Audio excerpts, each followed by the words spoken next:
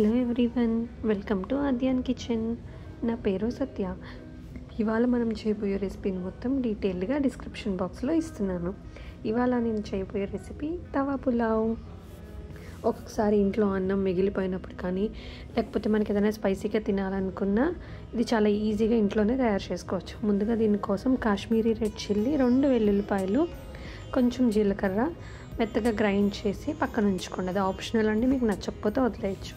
ఇప్పుడు ఒక ప్యాన్లో కొద్దిగా ఆయిల్ వేసుకొని ఇందులో కొంచెం అల్లం వెల్లుల్లి పేస్ట్ వేసుకొని అది ఫ్రై అయిన తర్వాత ఒక చిన్న ఆనియన్ ముక్కలుగా కట్ చేసుకొని వేసుకొని ఫ్రై చేసుకోవాలి.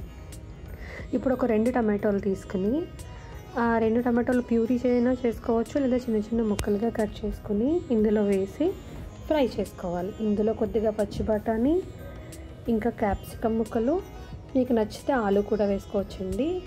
వేసుకొని ఇదంతా ఫ్రై చేసి ఇందులో కొద్దిగా ఉప్పు, పసుపు, ఇంకా కారం వేసి బాగా వేయించాలి.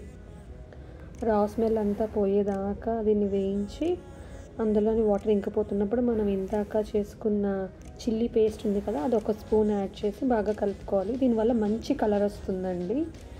సో బాగా కలుపుకున్నాక ఇప్పుడు మెయిన్ ఇంగ్రీడియంట్ 1 స్పూన్ పావు బజీ మసాలా వేయాలి. దీనికి మొత్తం టేస్ట్ తీసుకొచ్చేది ఇది ఒకటేనంటే 1 స్పూన్ పావు బజీ మసాలా వేసి కొంచెం కొత్తిమీర వేసి అందులో ఉన్న వాటర్ అంతా ఇంకిపోయి ఆయిల్ పైకి వచ్చేదాకా ఫ్రై చేయాలి.